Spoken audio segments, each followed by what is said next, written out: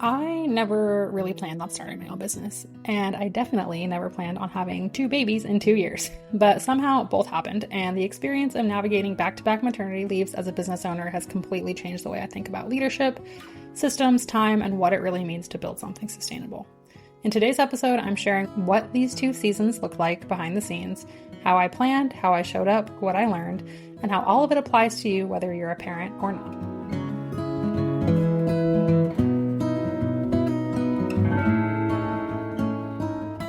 Welcome to the Six Figure Brand Podcast, where each week we're pulling back the curtain on what it really takes to build a six-figure business as an online service provider. I'm your host, Morgan. I'm a branding expert, online agency owner, mom of 2, and military spouse, and I'm obsessed with helping entrepreneurs like you understand the ins and outs of branding so that you can use it to grow your business without sacrificing your sanity. Whether you're just starting out or focused on scaling, we're diving into everything you need to build a profitable and sustainable online business. Let's get to it.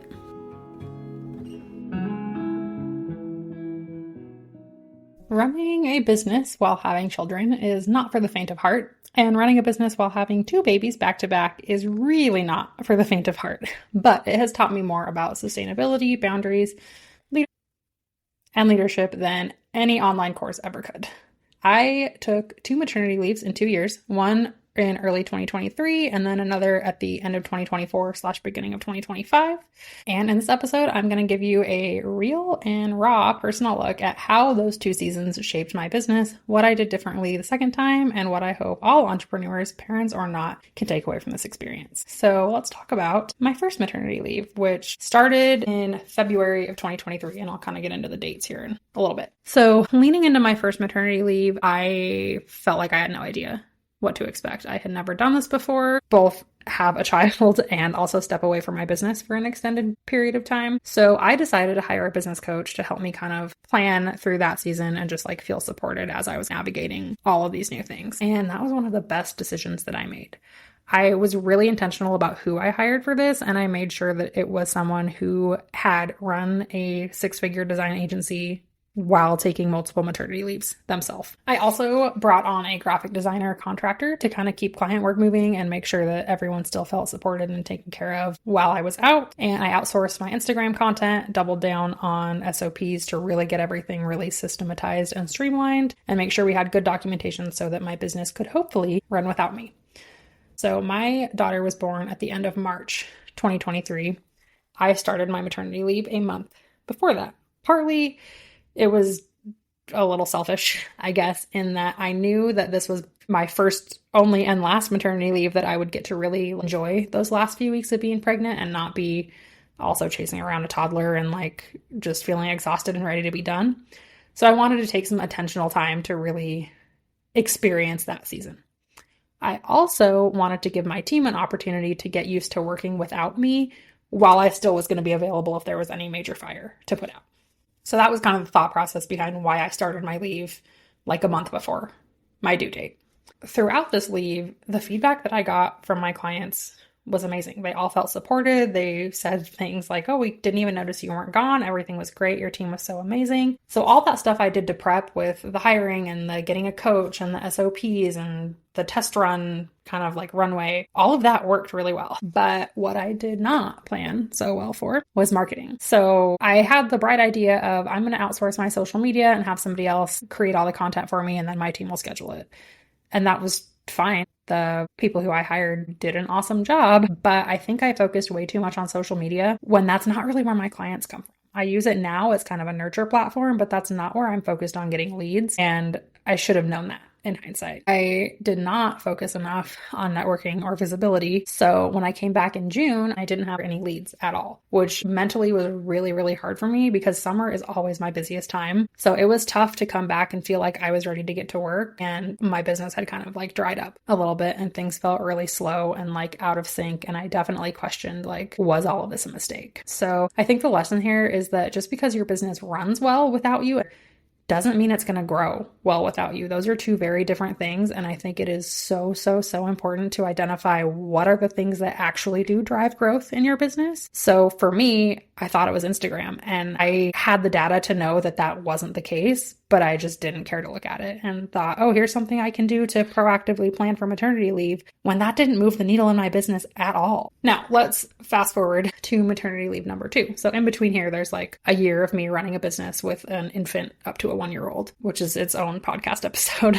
But maternity leave number 2. My son was born in November of 2024, like a week before Thanksgiving. So I took leave basically from the day before I went into labor until about February-ish 2025. And this time I had the benefit of experience, which helped a lot. I was not stressed about batching content or having to obsess over organizing and automating everything for 2 reasons. One, because I knew that creating Instagram content wasn't going to actually make a difference, especially in a season where people are taking time off for the holidays anyway. And since I had done all of that foundational work with the team training and the SOPs and the systems and stuff only a year and a half prior, all of that was already set up for me. So that did make it a lot easier. Instead, I focused on connection. So even when I was on leave, continuing to engage with my audience, have conversations, staying visible in ways that felt 1, genuine, and 2, low pressure. So I wasn't going to any like crazy fancy in-person networking events, but I was commenting on people's social posts and like tuning into things maybe on Zoom, but with my camera off whenever I could.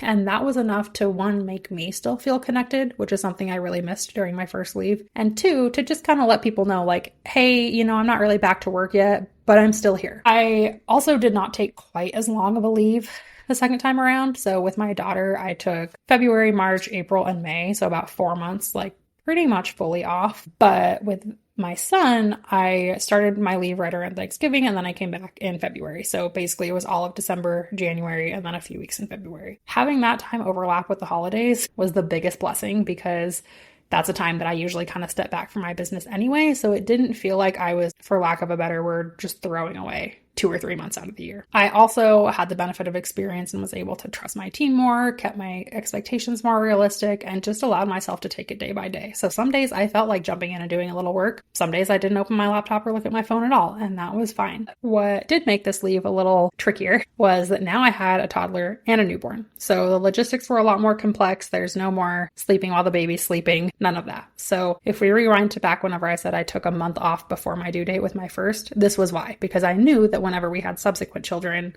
I wasn't going to have that luxury anymore. And that was fine. We planned for it. I had a good bit of support and it was okay, but it was definitely harder. I also found myself wanting to jump back in a lot sooner than I expected, which was interesting because pretty quickly I felt good physically.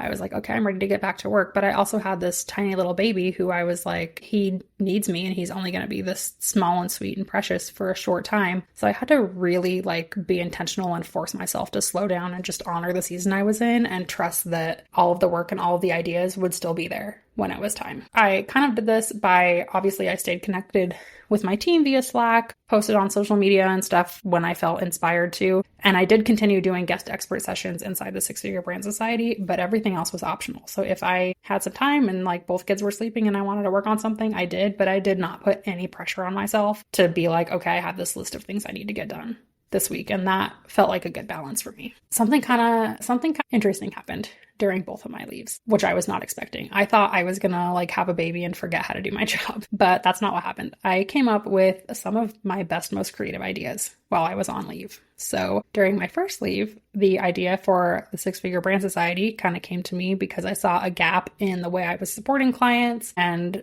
what they actually needed. And so that was a really cool, like, just to have that brain space and be able to create something that was more aligned with what they actually need and also more scalable for me, knowing that I'm going to now have a limited time going forward. And then during my second leave, the 6-Figure Brand podcast was born. I had started a podcast on my vision board forever. I knew it was something I wanted to do, but I never felt like now was the right time.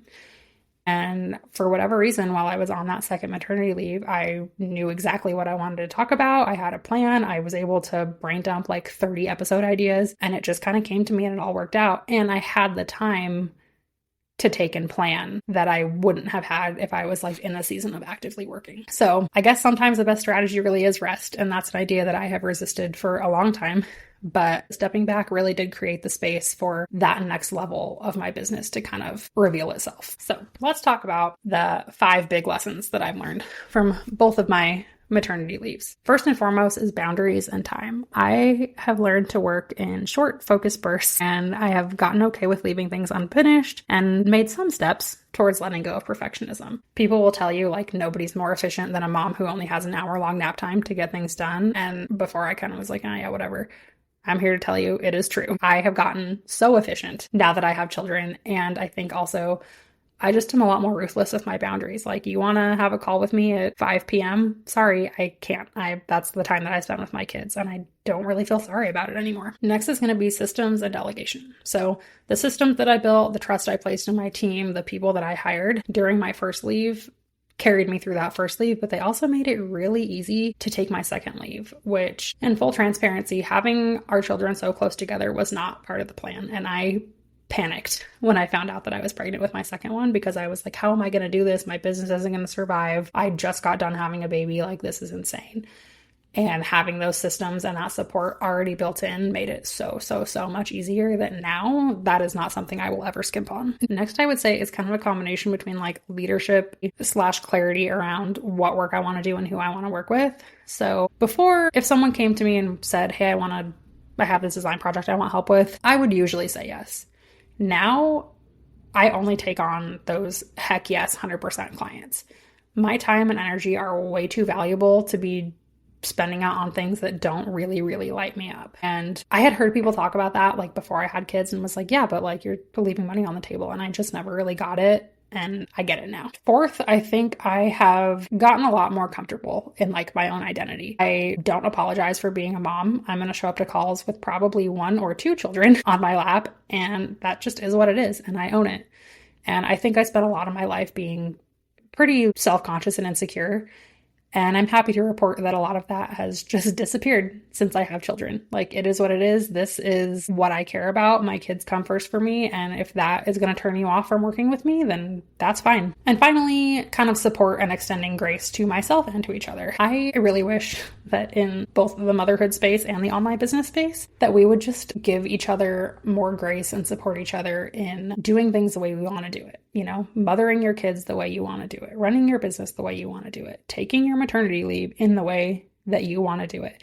It doesn't have to look one way, but we need to support each other in doing it our way and trust that we all know what's best for ourselves and there's no one right way. So what does this mean for you, whether or not you're a parent? Because I recognize that many of you listening are not parents, and maybe we've lost you by now, but hopefully not. All of these lessons and all these points I made are about my maternity leaves, but they're not just about my maternity leave. They're about building a business that does not depend on you to run it 24/7. And that can apply whether you have kids, maybe you have like an aging parent that you're caring for, maybe you just love to travel and you don't want to be on 24/7, maybe you want to take a sabbatical, any of those things. Maybe you just need a freaking break once in a while. The principle is the same. Build your business for your future self. What can you do now to make things more sustainable, easier, get support, all of those things, so that you're not scrambling when it's time that you need to take a step back from your business. Document your processes, set your boundaries, grow your team if that feels aligned for you. Take the time off and don't feel bad about it no matter what the reason is.